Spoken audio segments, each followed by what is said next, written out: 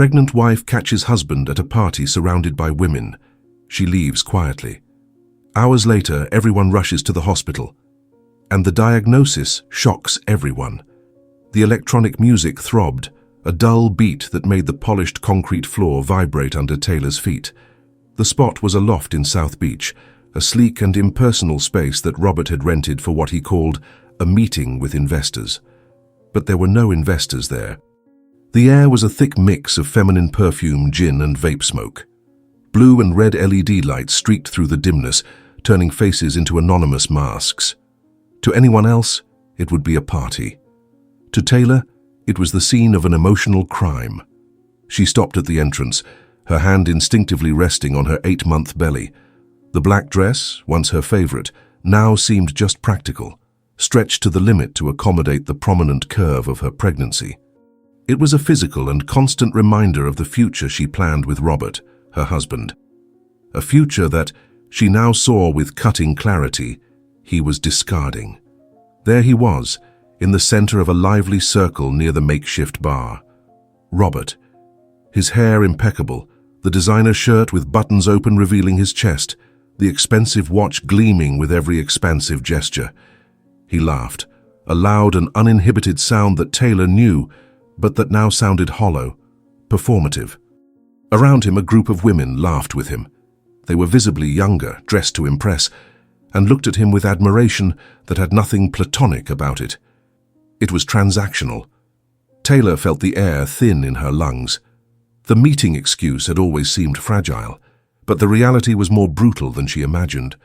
The suspicion wasn't new.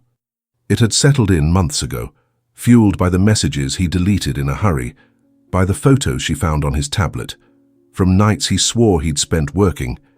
Each lie was a crack in the foundation of their marriage.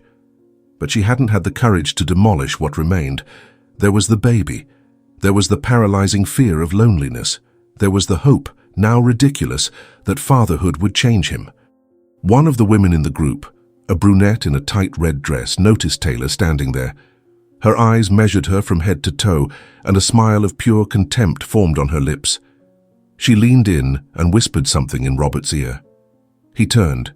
His smile froze for a microsecond. Just an instant, before being replaced by a mask of irritation and defiance. He didn't move toward her. He made no welcoming gesture. He just stared at her from afar, as if she were a caterer who showed up in the wrong place at the wrong time. The other women were now looking at her too. There was no disguise. It was a mix of pity and superiority. They saw her as the pregnant wife, the inconvenient figure representing a reality Robert was clearly trying to escape. Taylor felt the weight of those gazes, like a physical pressure, pushing her back. Her legs trembled, but she locked her knees, forcing her spine to stay straight. She wouldn't give them the pleasure of seeing her retreat. She started walking toward him. Each step was deliberate, heavy on the cool floor. The music seemed to fade, replaced by the strong pulsing in her own ears. People in her path moved aside, clearing a path, sniffing the impending drama. The circle around Robert didn't dissolve. They wanted to watch the show.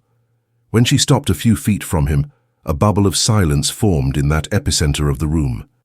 Robert stared at her, his face hardened by the drink and the arrogance of someone who feels cornered but still in control. He didn't ask what she was doing there. He just waited, with the posture of someone about to have the last word. Taylor opened her mouth to speak, but the words didn't come. What would she say? How could you? Aren't you ashamed? All the phrases sounded weak, pathetic, inadequate for the brutality of that scene. If you want to see what happens when an underestimated woman decides to fight back, like this video and subscribe to the channel. The revenge is just beginning. He didn't move. He just raised the whiskey glass he was holding, a slow and theatrical gesture. The ice clinked against the crystal, a sharp sound that cut the tension. His eyes, which Taylor once loved for their intensity, now stared at her with calculated coldness. He wasn't just irritated, he was preparing for an attack. Then he broke the silence. "What are you doing here, Taylor?" he asked, his voice deliberately loud so everyone in the circle could hear. It wasn't a genuine question, it was an accusation. Taylor felt a metallic taste in her mouth. "Is this your meeting with investors, Robert?" Her voice came out firmer than she expected, almost a whisper, but loaded with a weight that made one of the women's smiles falter.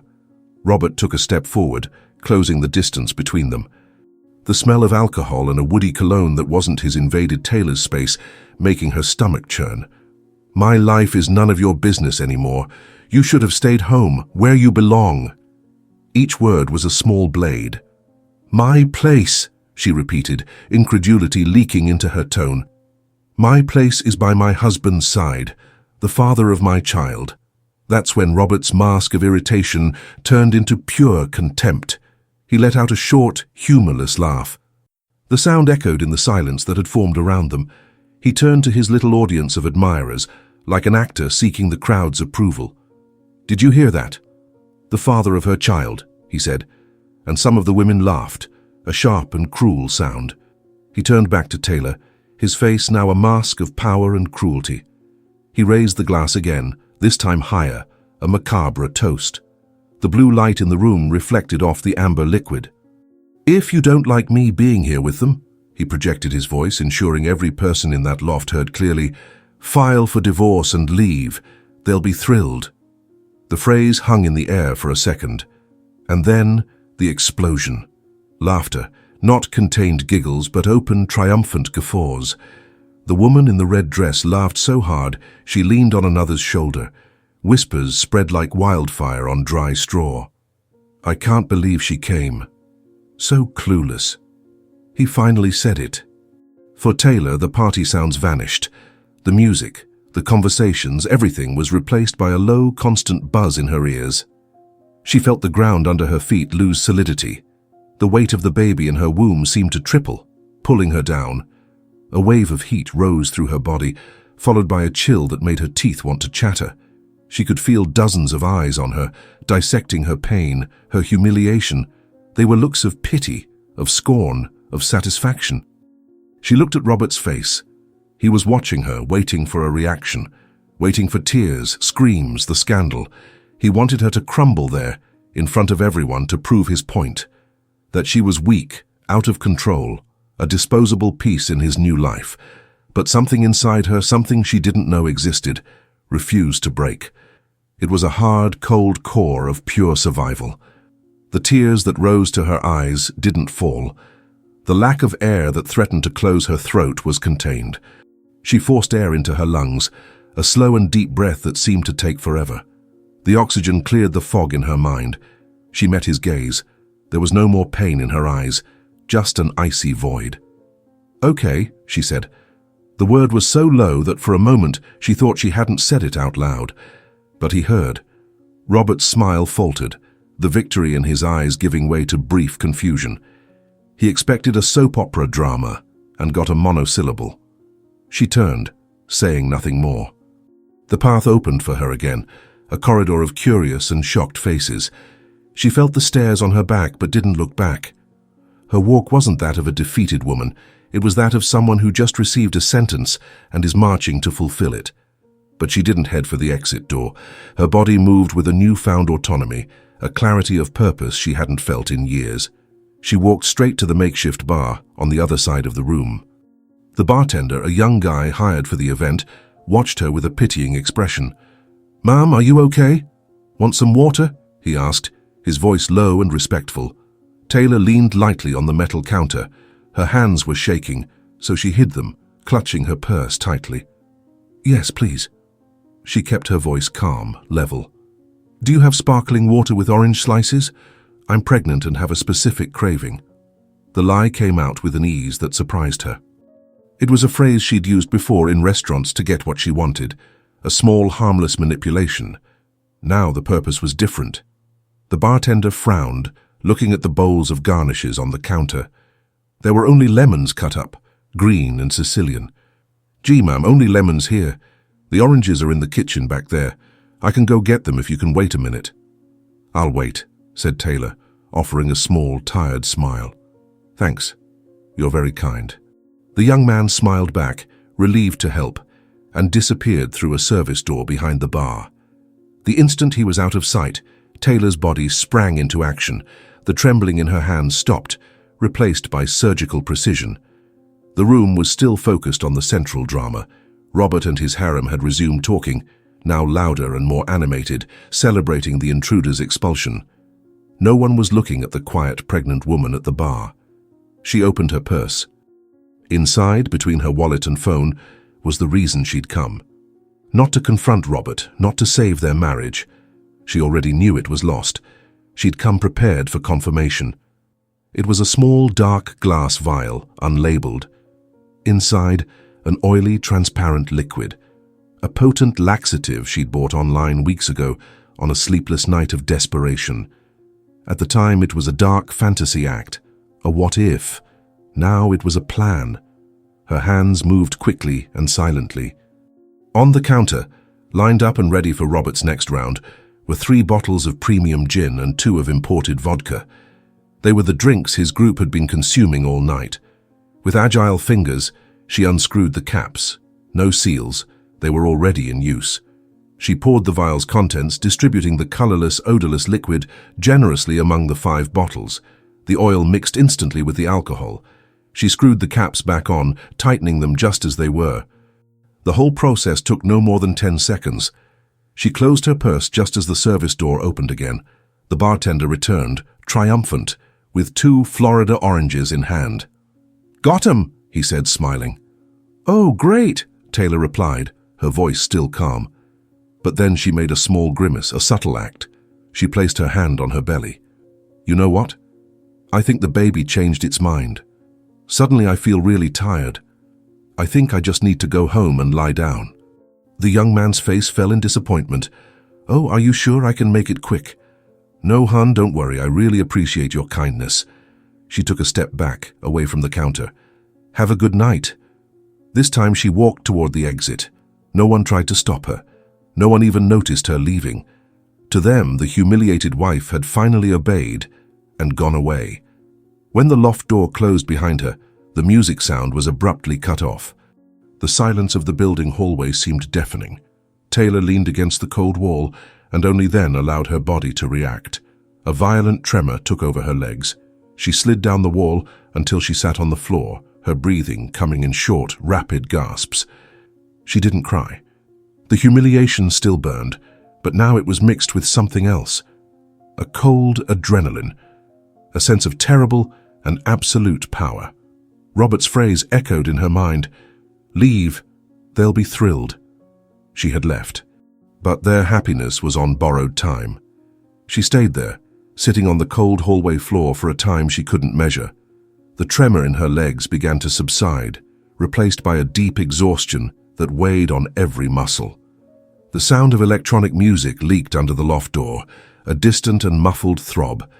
It was the sound of a world she no longer belonged to, a world she had just sentenced. Slowly, using the wall for support, Taylor stood up. The weight of her belly made the movement difficult, awkward. Each step toward the elevator was heavy, as if walking against a current. Inside the metal cabin, she looked at herself in the mirror. Her face was pale, eyes sunken, but the woman staring back wasn't the same one who'd arrived hours earlier. There was a hardness in her expression, a cold resolve she'd never seen in herself. In the car, the silence was absolute. She drove through the streets of South Beach, passing bars and restaurants full of people laughing, living their Friday nights. To them, the world continued normal. For Taylor, the axis of reality had shifted permanently. She felt no guilt, no remorse. The humiliation Robert had imposed on her had cauterized any trace of compassion she might have for him. What she felt was a strange calm, the calm of someone who makes an irreversible decision and accepts the consequences. Inside the loft, the party hit its peak. Taylor's exit was the spark for a new wave of euphoria.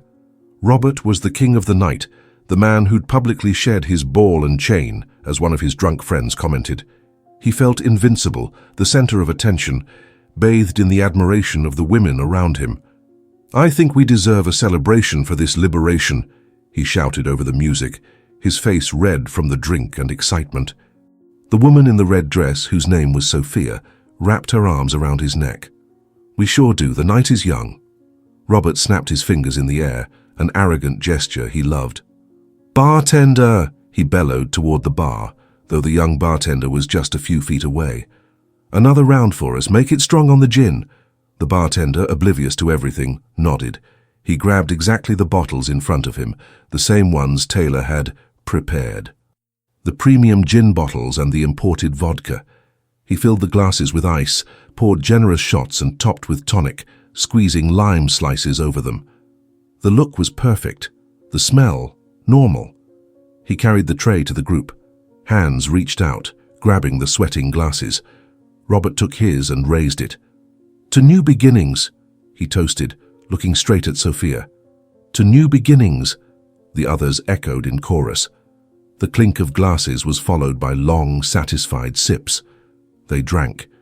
Toasted again, mocked the look on Taylor's face when she left, told the story to those who hadn't seen, each adding a crueler detail. Robert was the hero of the anecdote. Taylor, the pathetic villain. The music continued. The lights kept flashing. For almost an hour, nothing happened. The party followed its hedonistic course. Robert danced, embraced by Sophia, her hands running down his back. Other makeshift couples formed. The atmosphere was charged, electric. The first sign was subtle. One of Robert's friends, a guy named Mike, suddenly stopped dancing. He put his hand on his stomach, a confused expression on his face. "You okay?" asked the woman he was with. "Not sure. Felt something weird here," he muttered, his forehead starting to glisten with sweat. "Must be the sushi they served earlier, going to the bathroom." He walked away with contained urgency. Minutes later, it was Sophia's turn. She was laughing at something Robert said when her face suddenly paled. The smile vanished, replaced by a mask of pain. "Robert, I don't feel good," she said, her voice weak. A bead of sweat ran from her temple. "My stomach hurts so much." Robert, still buoyed by alcohol, didn't pay much attention. Probably the booze. Drink some water. But then he felt it. A sharp, deep stab in his own abdomen. It wasn't a normal stomachache. It was a violent cramp, an internal twist that took his breath away. He bent forward, hand pressing his belly. Sweat now beaded on his own skin. It was a cold, sticky sweat. "What the hell is this?" he gasped. Around them the domino effect began. A woman on a couch jumped up, face pale, and ran toward the women's bathroom. Another, near the bar, dropped her glass on the floor, the glass shattering and doubled over in pain. Chaos set in quickly and brutally. The electronic music still throbbed, but now it was a sinister soundtrack to a horror scene. Groans of pain replaced the laughter. The dance floor emptied, people now writhing, clutching their stomachs, faces contorted in agony. The rush to the loft's 2 bathrooms was desperate. Soon, a line of pale, cold-sweating people formed outside the doors, some unable to stand. Mike, the first to feel symptoms, emerged from the men's bathroom looking like a ghost. His face was grey, lips almost white. He could barely walk. "Someone call an ambulance?" he managed before rushing back in. Panic took over the place. The stench mixed with expensive perfume. Robert, now doubled over, felt another wave of pain so intense his knees buckled. He fell to the floor, near where Sophia's glass had broken. He looked at her. Sophia was curled on the couch, crying, not from sadness, but pure physical pain. Someone finally managed to call emergency services. The voice on the phone was shaky, almost incoherent. "It's a party. Loft in South Beach. Everyone getting sick. Stomach pain. Please hurry." The wait for help seemed eternal. The party's glamour had disintegrated, revealing a grotesque scene. Bodies twisted on the floor, groans from every corner. The bartender, who'd only drunk water all night, stared at the scene with wide-eyed horror, not understanding what was happening. The sirens, first distant, grew louder, a rising wail that tore through the Miami night. In minutes, the street in front of the building was filled with flashing red and blue lights. Paramedics entered the loft, their professional expressions hardening at the disaster's scale. They moved efficiently. "What did you eat? What did you drink?" The questions were quick, direct. The answers were confused. "Gin? Vodka? Think it was the fish. Don't know." Robert was one of the first put on a stretcher. His body shook uncontrollably. The pain was so overwhelming he could barely speak. As they carried him out, his eyes scanned the chaotic room. He saw Sophia being attended to, her face streaked with tears and mascara. He saw Mike, pale and still, on another stretcher. He saw the faces of all the women who'd laughed at his wife, now twisted in pain and fear.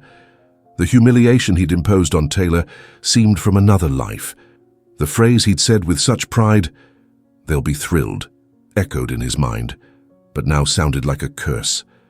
One by one, the victims were taken. Ambulances from EMS and private services transported about 15 people, all with the same acute symptoms, to the nearest and best-equipped ER, Jackson Memorial Hospital. As the ambulance raced through the night, Robert closed his eyes. The pain was liquid fire in his guts, but beneath the physical agony, a seed of suspicion began to sprout. The coincidence was too brutal. Taylor's exit, the scary calm in her eyes, the round of drinks he'd ordered right after. It couldn't be. She wouldn't do this. The Taylor he knew didn't have that capacity. She was meek, predictable, weak. But the woman who'd stared at him that night wasn't the Taylor he knew. She was a stranger. And that stranger, he began to realize with growing terror, was capable of anything. The early hours at Jackson Memorial were a purgatory of fluorescent lights and constant monitor beeps. Robert was in an observation bed in the ER, separated from others by thin blue curtains. The sharp pain in his abdomen had dulled to a burning ache, but his body felt hollow, drained. Dehydration left his mouth dry, as paper and skin cold to the touch. He'd gotten IV fluids, and the steady drip was the only comfort amid the misery. From his bed, he could hear the sounds of the chaos he'd brought, the low cry of a woman somewhere to his right, Mike's irritated voice, arguing with a nurse about when he could leave. They were the echoes of his glorious party. He looked at his own arm, at the IV taped in place. The image was pathetic. The expensive watch on his wrist seemed a ridiculous prop in that scene of physical decay. The suspicion born in the ambulance was now a cold, heavy certainty in his mind. Taylor. The image of her face, calm and empty, overlaid the pain. The way she turned and went to the bar, the request for water with orange, the quiet exit. It wasn't a retreat. It was a tactical move. He'd underestimated her so completely, so arrogantly, that now he felt like an idiot of epic proportions. He'd pushed her to the limit, and she didn't break. She struck back. He closed his eyes, but her image didn't fade. He saw her not as the pregnant, tearful wife he'd expected to crush, but as a cold strategist, an adversary he'd created himself. The humiliation he felt now was far deeper than the physical pain. It was the humiliation of being completely outplayed, of having his power and arrogance turned against him in such a devastating and, he had to admit, precise way. The hours dragged. Nurses came and went, checking vitals, changing IV bags. He underwent blood tests, samples collected. The same for everyone else. Sophia, he learned from nurses' chatter, was in a bed a few feet away, equally pale and dehydrated.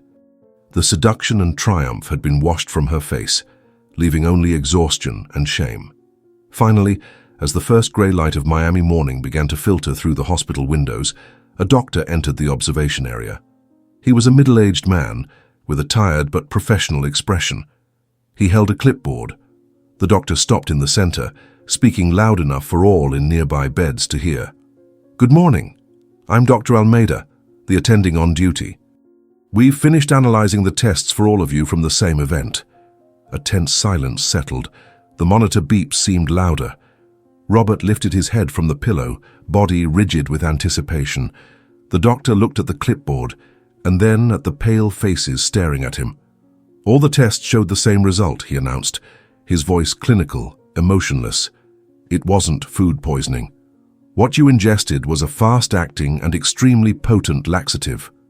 The dose was calculated not to cause permanent harm, but to provoke severe cramps and intense diarrhea." The phrase dropped into the room like a stone. Laxative. The word was so banal, so humiliating. Not a sophisticated poison, not a mysterious illness. It was a purgative, a tool of raw physiological humiliation. Silence. A deep, heavy silence that absorbed all sound in the environment. No one spoke. No one moved. Shame. It was palpable. Robert saw Sophia in the next curtain turn her face to the wall, body curled. He heard Mike make a sound that was half groan, half sigh of disbelief. The gazes, once of pain, now were downcast, fixed on the floor, on the white sheets, anywhere but another person's face. The party, the arrogance, the sexual conquest, all dissolved into a mental image of total loss of control. The doctor continued, impassive. The substance was likely mixed into the alcoholic drinks. You're all severely dehydrated, but you'll recover. Most will be discharged by end of day with rest and hydration recommended. He paused, looking from one to another. The police have been notified, as this is a mass intoxication and potentially criminal. An investigator will come talk to you later. With that, the doctor turned and left, leaving a trail of moral devastation. The word criminal hung in the air, but died there. Robert knew, and everyone there knew, no one would file a report. No one would talk to the police. The shame was a collective gag. And there was another factor. Most of the women present weren't friends or colleagues. They'd been hired for the night, high-end escorts, to create the atmosphere of success and virility he desired. A police investigation would expose everything. Expose the party's nature, their identities, and worst for him, tarnish the public image of the famous, successful CEO. The gossip would be an uncontrollable fire in the corporate world. The secret would die there in that ER, by a mute pact of self-preservation and shared humiliation. Robert didn't need to think. He already knew. And the clarity of the answer was the most painful part. The phrase he'd used against Taylor, the one that made him feel so powerful, came back to his mind. Leave, they'll be thrilled. He looked around, saw the pale faces, weakened bodies, dignity in tatters. No one looked thrilled. The victory he'd celebrated the night before was a farce. The real victory wasn't noisy.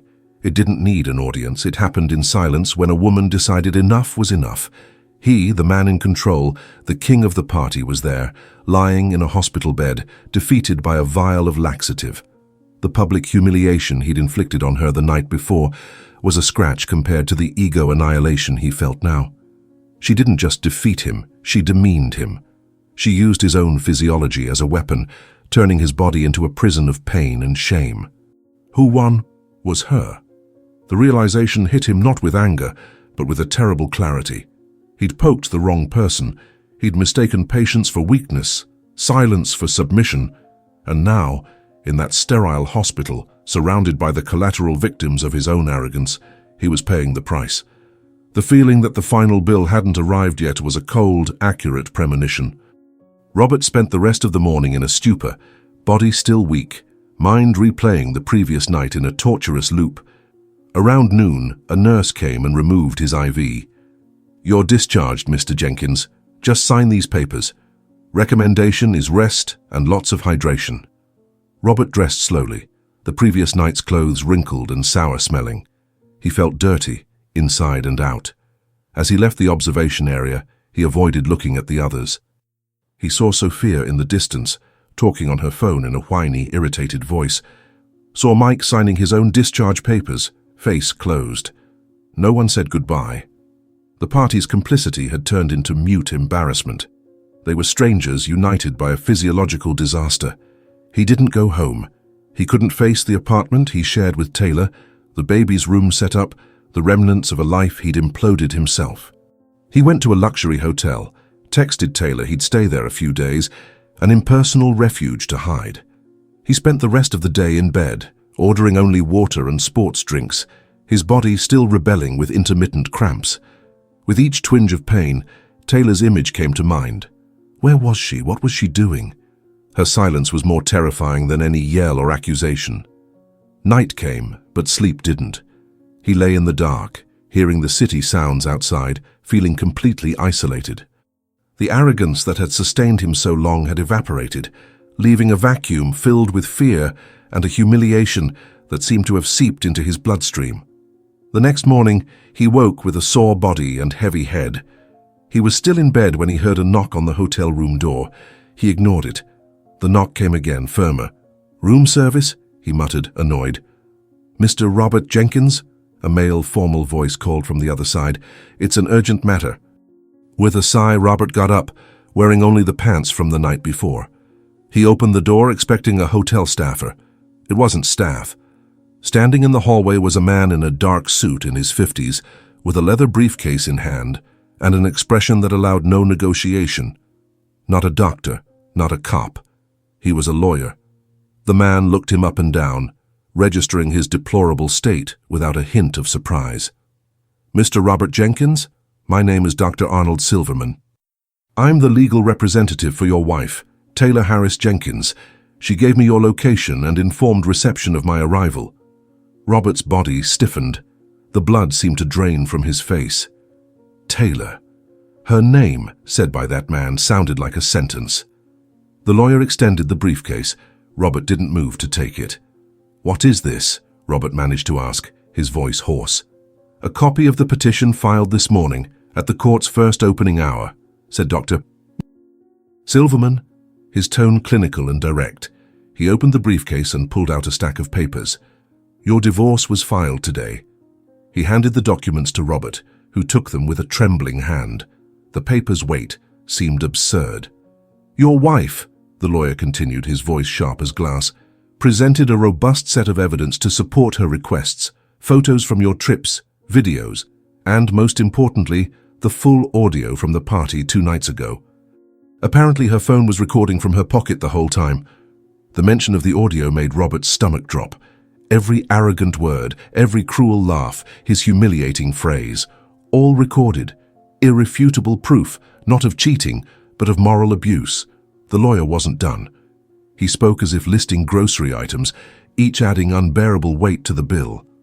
The petition requests, on an urgent basis, first, child support for the baby, calculated based on your high standard of living. He paused, letting the info sink in. Second, spousal support for Taylor. She gave up her career at your request to focus on the family and pregnancy. The law protects her. Robert felt the air start to run out. Third, damages for emotional distress, based on the public humiliation you subjected her to, duly documented by the audio I mentioned. The lawyer stared at him, eyes cold. Fourth, division of all assets acquired during the marriage. And lastly, but most importantly, sole custody of the unborn child, based on your negligent behavior and the morally unstable environment you've shown to create. Sole custody. The words hit him with the force of a physical punch. He'd lose his child before it was even born. Robert paled even more.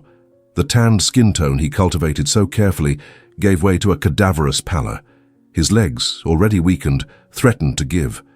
He leaned on the doorframe, the divorce papers crumpling in his hand. The lawyer watched him for a moment, like a scientist observing a chemical reaction. "Your lawyer can contact me. My card is with the documents. Have a good day, Mr. Jenkins." He turned and walked down the hallway, his expensive shoes making a rhythmic, final sound on the carpet. The elevator door opened and he vanished. Meanwhile, across the city, the morning sun warmed the park bench where Taylor sat. It was a small, tree-lined park, a few blocks from Dr. Silverman's office. She was waiting for the lawyer to return. She breathed deeply, the fresh air filling her lungs. She placed both hands on her belly, feeling her child's gentle movement inside. A movement that was now just hers. She thought about the end of the marriage, thought about the years invested, the love she once felt, thought about the pain of the lies, the burn of the humiliation at that party. The morning advanced slowly as Taylor left the lawyer's office. Miami's streets were warming up, and the 9:30 traffic was typical. Hurried people, occasional horns, motorcycles weaving through with blade-like precision. But to her, everything seemed distant, as if watching the city through thick glass. She was there, but not. Her body walked, her mind floated. She stopped in front of a small cafe with wooden tables on the sidewalk and hanging fern pots. She'd never noticed that place, though she passed by often. But that day, something in her asked for a pause. Pause to understand. Pause to exist. She went in. The space was lit by natural light, smell of fresh bread mixed with freshly ground coffee. The barista smiled automatically upon seeing her, as if detecting something kind in her presence. "Good morning, what'll it be?" Taylor opened her mouth but hesitated. She couldn't have strong coffee with the pregnancy so advanced, but she could order something else. "A natural orange juice, please." She paid and sat at the table near the window, watched the street, watched the people, watched herself reflected in the glass. She looked different.